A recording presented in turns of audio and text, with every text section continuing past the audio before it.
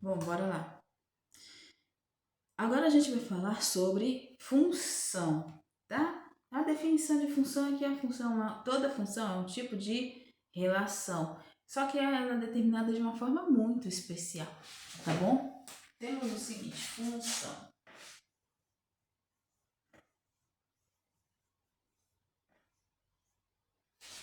A função ela é um tipo de relação em que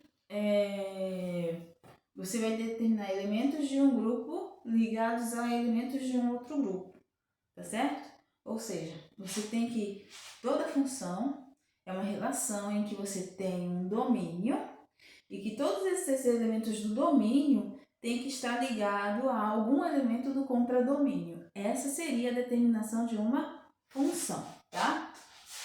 Não vou escrever a função, não vou escrever a definição, mas eu quero que isso esteja na cabeça de vocês. Toda função ela precisa de ter um domínio e um contradomínio, tá? O domínio ele vai ser todo usado, tá? Ou seja, todos os elementos do domínio ele vai estar participando da função e ele vai estar ligado a algum elemento do contradomínio, que não é obrigatório estar 100% preenchido. Pronto, isso daí é mais fácil de entender.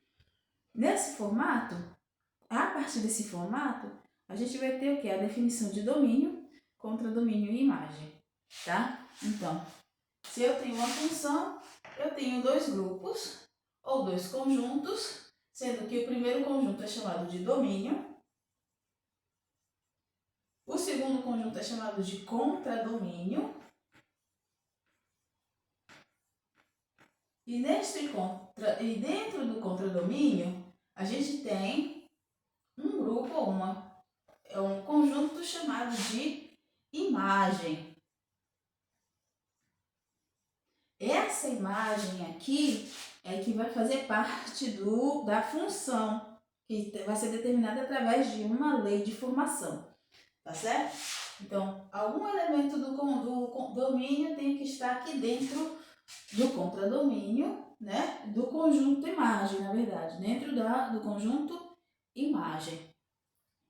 Obrigatoriamente, não é obrigatório existir um contradomínio que é igual à imagem, mas existe. Não é sempre, mas existe um contradomínio que seja a própria imagem. Tá bom? Certo.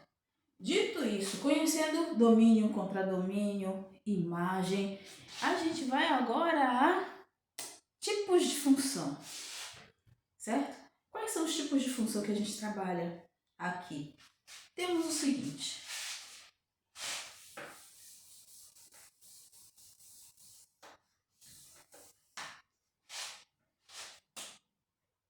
Temos função do primeiro grau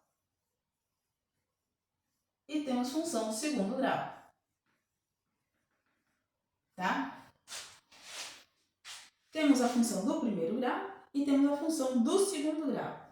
Então, na função do primeiro grau, o que a gente tem exatamente? Tá? Temos uma função cuja lei de formação é um polinômio do primeiro grau. Basta. É exatamente isso. Então, eu tenho assim um f de x que é determinado por a seguinte lei de formação. Ax mais b. Linda, você está colocando um monte de letras. Para que tudo isso? Para que tanta letra? Né? Bora lá. Bora começar com a aula da semana passada. A aula da semana passada eu falei exatamente sobre polinômios, produtos notáveis e métodos de fatoração. Lembram disso? Pois, quando a gente dá a definição de função do primeiro grau e função do segundo grau, a gente está falando de lei de formação, que ele é genérico, tá? Essa lei de formação, ela tem o mesmo padrão, tá? O mesmo padrão formado. A diferença é que os valores de algumas letras, que eu vou colocar assim, elas são variando, elas ficam variando, tá bom? Então, temos o seguinte. Temos aqui um f de x igual a x mais b, que determina, né, uma função, que caracteriza uma função do primeiro grau, certo? Em que os valores A, B são coeficientes, tá bom? E o x é a variável. Por exemplo, eu posso ter um f de x igual a x mais 1, um g de x, vou chamar de g de x, igual a 3x menos 5 e por aí vai. Então, a gente tem um perfil de uma função do primeiro grau que vai ser sempre parecido com a x mais b. O primeiro exemplo dos milhares existentes é x mais 1, tá? Daqui a gente pode analisar quem é A e quem é B. Aqui, o A é igual a 1, lembrando que 1 multiplicado por qualquer número é sempre qualquer número. Por isso que aqui é x. E o B é 1. No segundo caso, temos aqui, ó, 3x, g de x igual a 3x menos 5. Então, quem é o valor de A? 3. Não é 3x, é 3. Tá? Quem é o B? Menos 5. Tá bom? Então, toda função, ele respeita essa lei de formação, a x mais b. Toda função do primeiro grau, ela vai sempre respeitar essa lei de formação, a x mais b. Ela sempre vai ter essa característica. Claro que isso daqui, essa função toda, o estudo dessa função, ela está dentro do conjunto dos números reais. Lembrem-se disso. Então, isso daqui ele pode ser um número inteiro, ele pode ser uma fração, ele pode ser um número decimal, ele pode ser o que for. Mas vai estar sempre dentro do conjunto dos números reais. Tá certo? A característica é essa e ele vai ter esse padrão. Tá? Qual é... Cadê? Para uma função do primeiro grau, qual é a característica dele? É ser uma reta. A característica de uma função do primeiro grau é ter como gráfico uma reta. Sempre, sempre. Vai ser sempre assim? Vai ser sempre assim. Tá? Então, não se esqueça a característica. Característica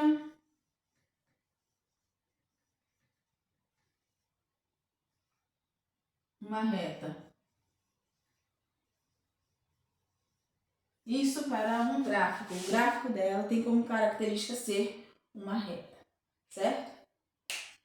Quais são os tipos de função do primeiro grau que temos aqui? Temos a função linear, e temos a função afim, temos a função identidade, e temos a função constante, tá? É importante a gente saber de tudo isso, Hélida? Sim, é importante você conhecer o gráfico, é importante você conhecer a característica, é importante você saber como é o comportamento de uma função, né? Do gráfico dessa função, quando que ela vai ser crescente, quando ela vai ser decrescente. Por quê? Porque isso você vai analisar lá no estudo de limites, no estudo de derivadas e no estudo da integral. Tá certo? Continuando.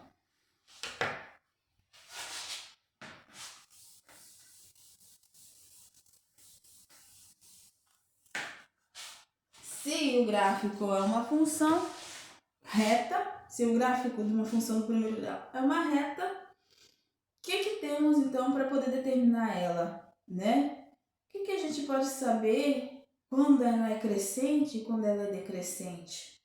Tá bom? Hélida, tá indo muito rápido, não tô entendendo muita coisa, calma. Isso aqui é só uma aula preliminar, preparando você para as aulas futuras de limite, derivada e integral. Isso daqui realmente é um estudo básico, né? De uma função do primeiro grau, de uma função do segundo grau também. Temos as próximas aulas, porque tudo vai abarcar o conjunto, o estudo de pré-cálculo, tá? Então, daqui temos o seguinte: função crescente e decrescente.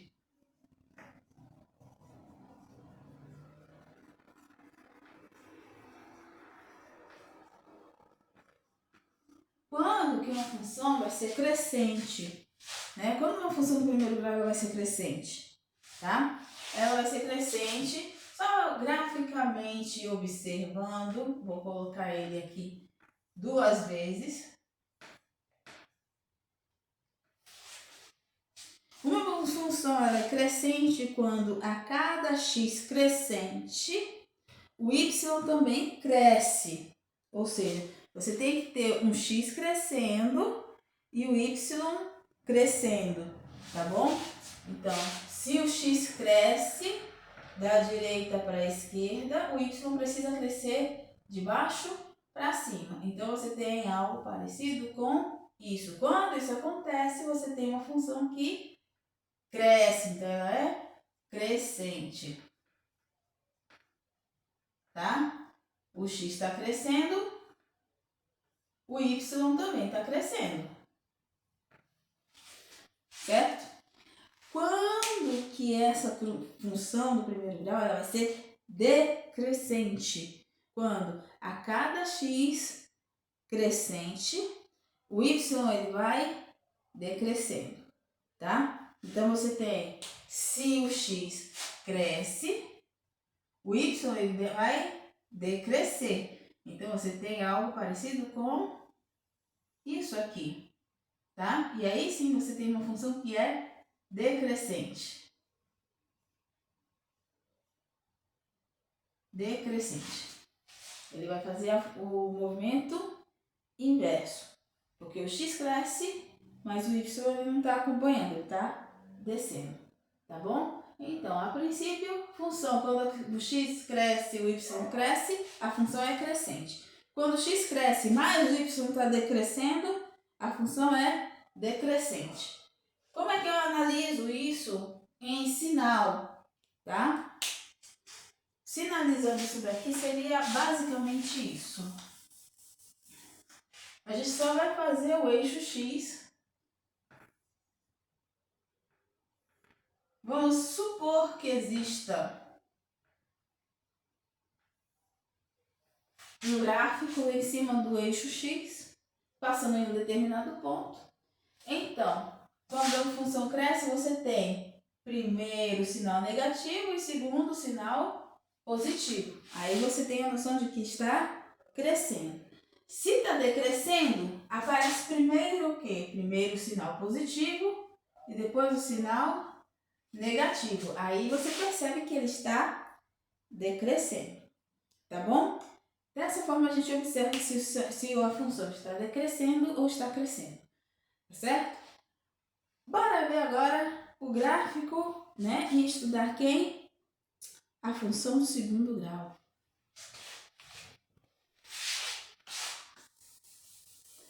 Lida, mas e as inequações utilizando função do primeiro grau, produto de função, produto de função do primeiro grau, como função do primeiro grau, como isso aí vai ser utilizado?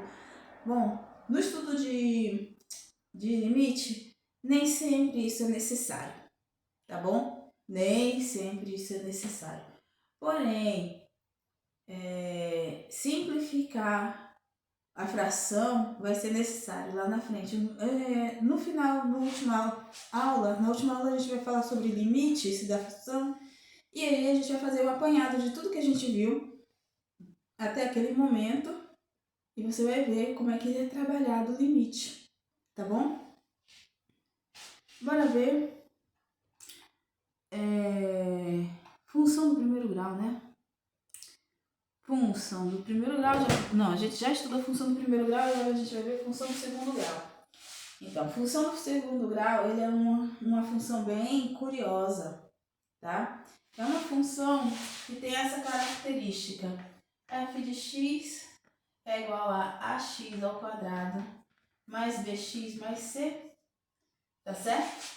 Em que a, b e c são coeficientes e o x é a variável, tá certo?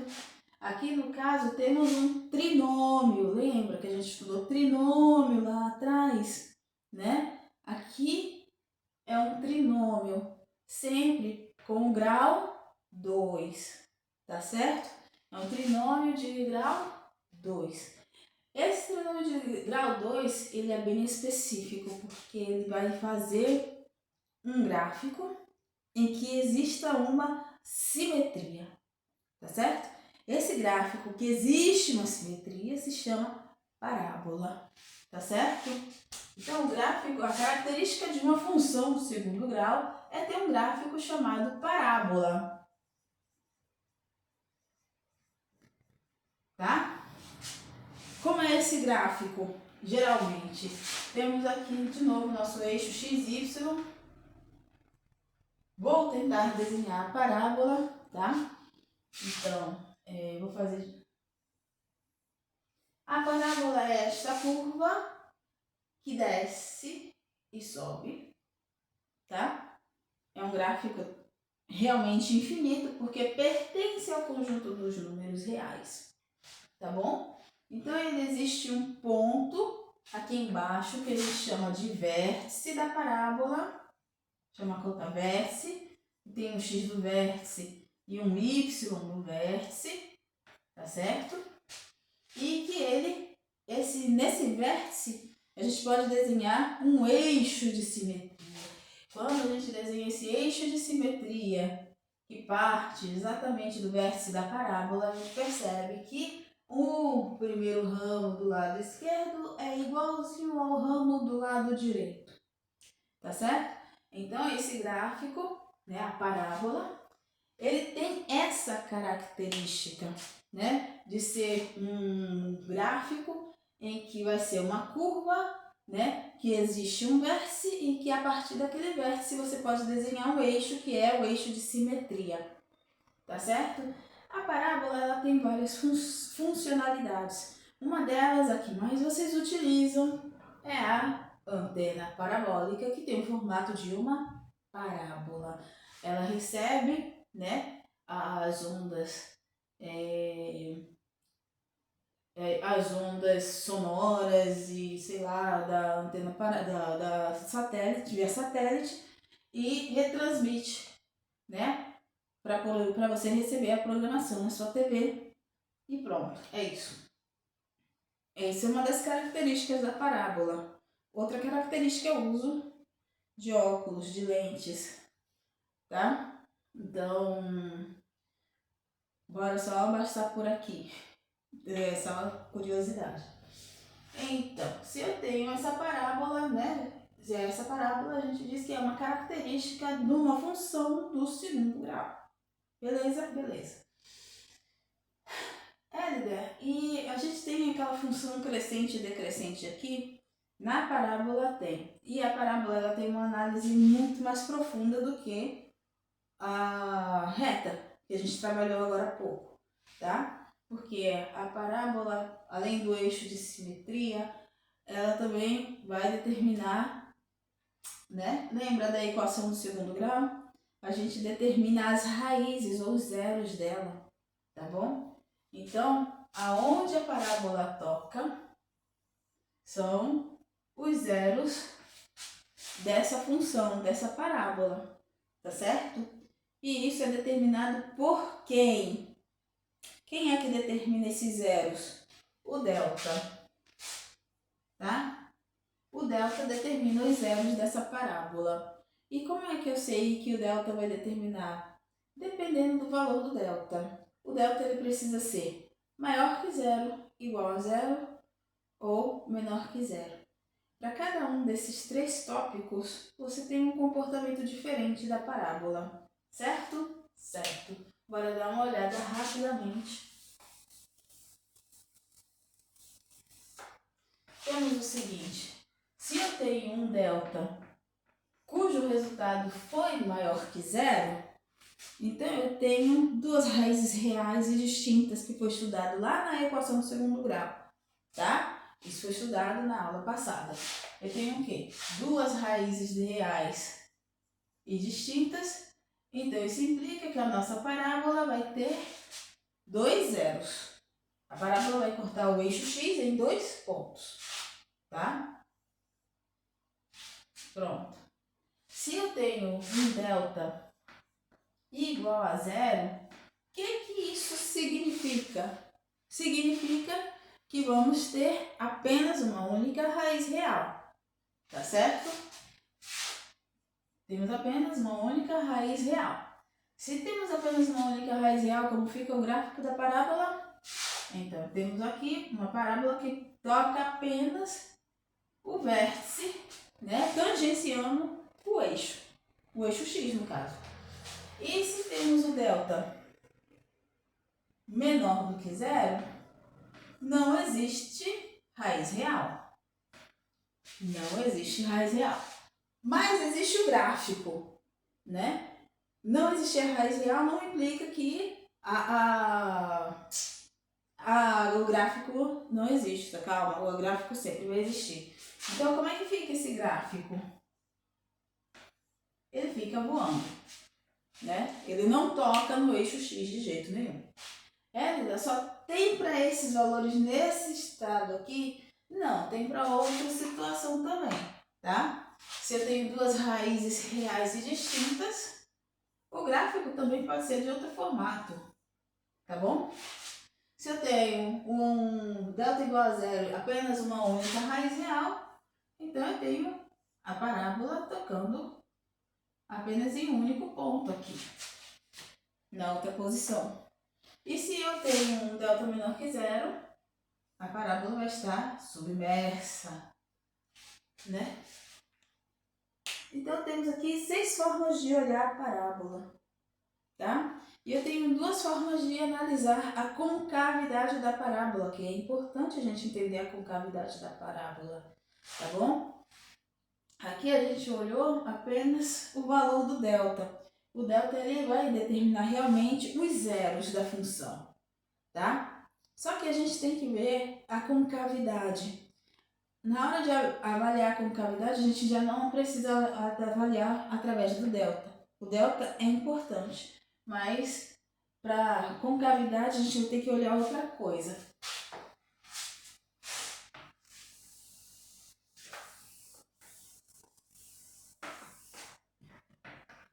No caso da concavidade, basta a gente olhar como está sendo montada a nossa lei de formação, tá?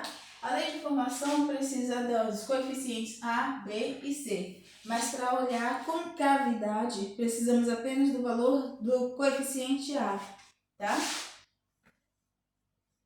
Concavidade.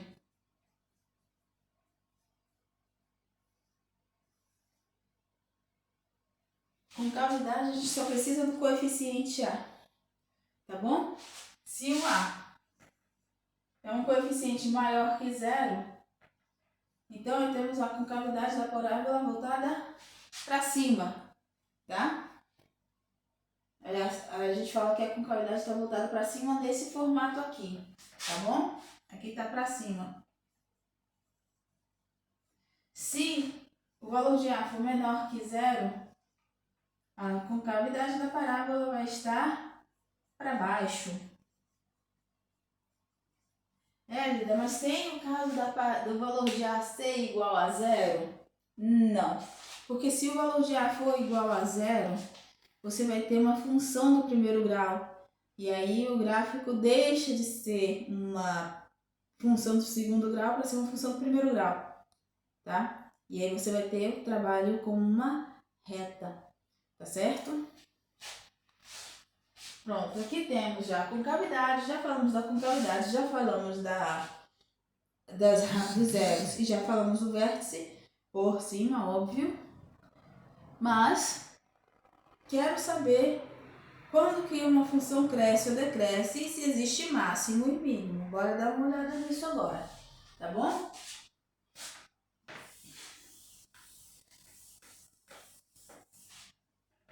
A parábola ela vai crescer.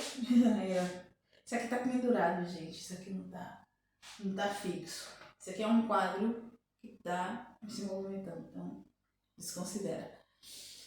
A gente tem uma função, uma parábola, né? E eu quero saber quando que a parábola vai ser crescente e quando que ela vai ser decrescente, tá? Será que eu vou ter a mesma análise da função do primeiro grau?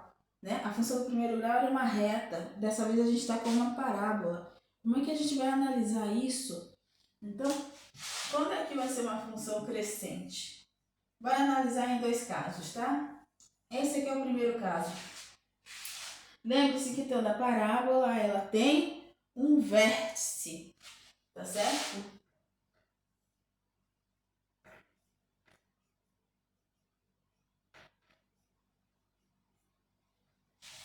Isso tem que estar na cabeça de vocês. Toda parábola ela tem um vértice.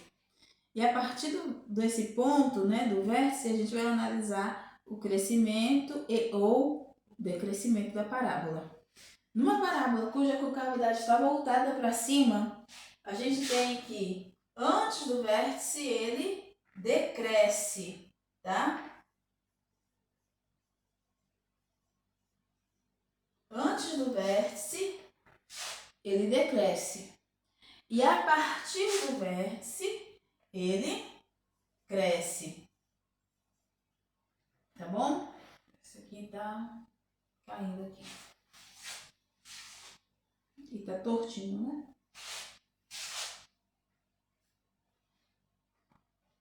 né? Pronto.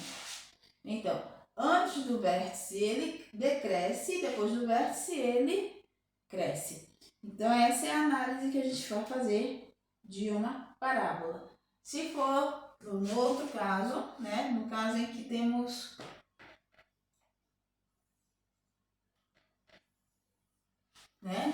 esse formato aqui, meu Deus, que os negócios ficam caindo depois, esse gráfico, esse quadro. Nesse caso aqui, o gráfico agora está invertido, ele está com a concavidade voltada para baixo, tá bom? Lembre-se, de novo, a primeira coisa que você vai analisar é o quê? O vértice. Temos aqui o vértice da parábola, x do vértice, y do vértice, tá bom? Então, nesse caso aqui, você tem que, antes do vértice, ela cresce, depois do vértice, ele decresce. Então, cresce antes do vértice e decresce depois do vértice. Por conta disso, tá? A gente agora já analisou pontos de crescimento e decrescimento da parábola. Devemos ver o quê? Eu vou deixar essas duas parábolas aqui, exemplos aqui. Mas eu vou precisar de saber uma coisa bem interessante delas. Pontos de máximo e de mínimo, tá? Quando uma parábola ela está com a concavidade voltada para cima, você tem que o ponto mínimo dessa parábola é o próprio vértice. Então, se o vértice é o ponto mínimo, então você tem o ponto mínimo aqui. Aqui, no caso, o ponto máximo, para uma parábola com concavidade voltada para baixo, é o próprio vértice. Então, a depender do tipo de parábola, você tem ou ponto de mínimo ou ponto de máximo, tá bom? É assim que a gente expressa. O ponto mínimo, né? Como querem falar, fica mais bonitinho de se expressar. Ponto mínimo de uma parábola é o vértice, com a concavidade voltada para cima. Ponto máximo de uma parábola é o próprio vértice, com a concavidade voltada para baixo. Tá certo? Então, isso seria a análise de um gráfico, tá? Da parábola, tá bom? Então, a gente fez uma análise geral do que é uma função do primeiro grau, uma função do segundo grau. A característica do gráfico de uma função do primeiro grau, a característica do gráfico de uma função do segundo grau. Analisamos o ponto de crescimento e de decrescimento de uma reta e de uma parábola. Analisamos os pontos de máximo e mínimo de uma parábola, analisando através do vértice, certo? E por último temos o quê?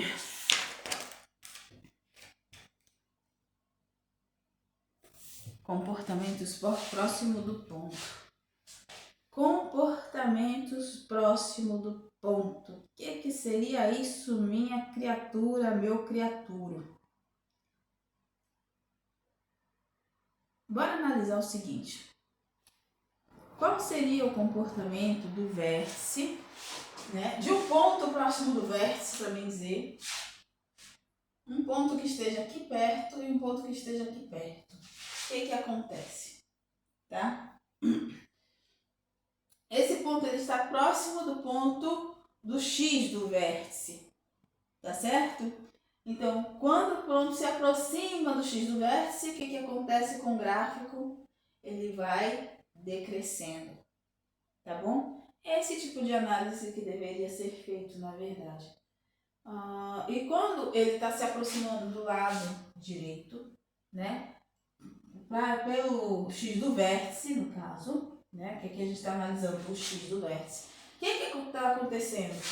O gráfico está tendendo a crescer, tá bom? Essa seria uma análise mais ou menos próximo daquilo que a gente vai estudar futuramente, chamado limite, tá?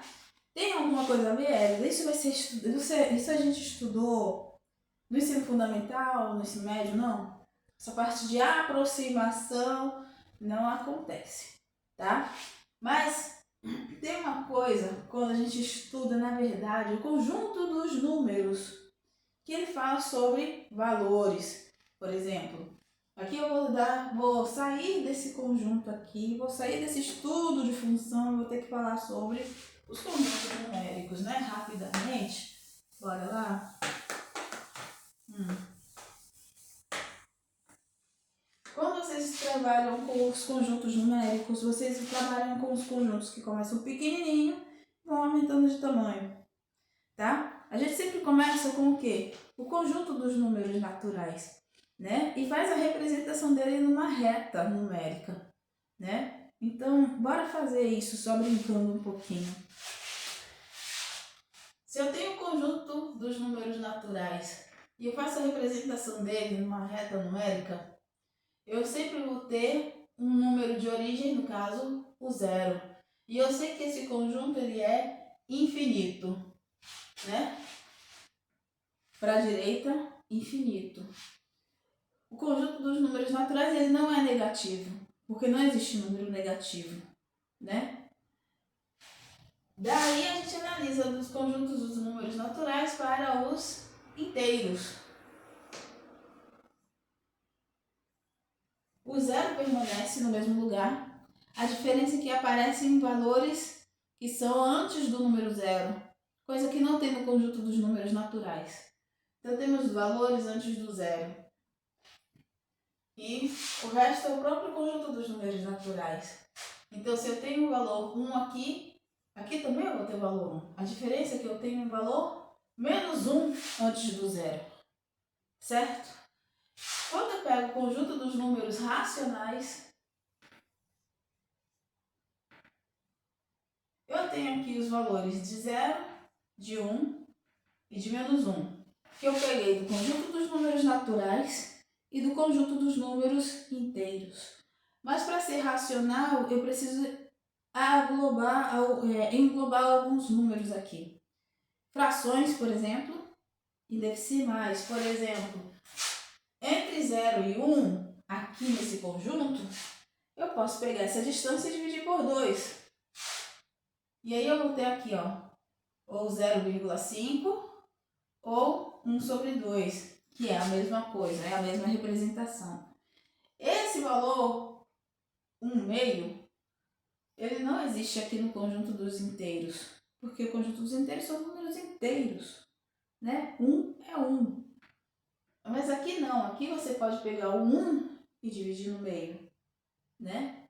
Só que esse conjunto, ele não é completo. Ele precisa de um outro conjunto para poder completar a reta. Então você tem aqui, nos 3 casos, nesses 3 conjuntos aqui, buracos que vão diminuindo de tamanho, né? Claro que no conjunto dos números naturais sempre vai ter esses buracos. Os buracos aumentam com a presença dos números inteiros, mas quando aparecem os racionais, esses buracos começam a diminuir de tamanho. E ficam menores ainda, ou somem, quando você tem o conjunto dos números reais. Aqui tem o 0, aqui tem o 1, aqui tem o 1/2, aqui tem o menos 1. Só que aqui começa a aparecer números que são irracionais, tá? Quem são esses números? Por exemplo, se eu tenho aqui o 2, mas aqui eu tenho algo parecido com a raiz de 2, né? eu tenho aqui número π, eu tenho aqui outros números que não entraram no conjunto dos racionais. Então, o conjunto dos números reais é conhecido por ser um conjunto numérico completo, que completa toda a reta numérica, porque engloba todos esses três conjuntos, mais os irracionais.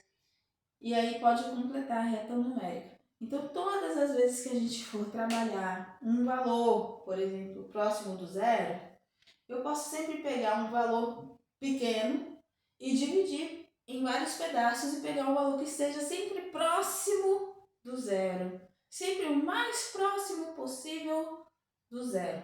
Essa seria a noção de limite que a gente vai estar trabalhando futuramente, tá bom? Isso aqui depois a gente pode falar a respeito disso um pouquinho mais lá nas próximas aulas, tá bom? Temos o seguinte agora, já que falamos sobre todos os conjuntos numéricos, né, deu tempo, e fizemos uma rápida revisão. Fizemos uma rápida revisão, ai meu Deus, de conjuntos numéricos, da primeira aula também, tá bom? E falamos sobre funções e todas as coisas que englobam função. Eu vou deixar no grupo, né? Aquele que desejar, né? Vou deixar lá no grupo uma lista de exercícios para ser praticado, tá bom? Eu vou pegar essa lista de exercícios, vou disponibilizar no YouTube e vou disponibilizar no grupo, tá? Do WhatsApp. Então, aqueles que desejarem podem entrar em contato e pegar a sua listinha de exercícios, tá certo? E para a próxima aula, a aula 3, a gente vai falar sobre trigonometria essencial. Então, a gente vai dar uma olhada sobre a trigonometria, o estudo dela e as identidades, tá? E qual é a influência que ela tem sobre o estudo de limite e de derivada e de integral, tá certo? Também vamos dar uma olhada nos seus gráficos, por que não? Tá bom? Já mais para a próxima aula também, os exercícios que vocês tiverem dúvida, façam, e aí a gente já pode corrigir algum exercício que vocês tenham dificuldade de resolver, tá certo? No mais, só isso mesmo. A gente se vê na próxima aula e tchauzinho.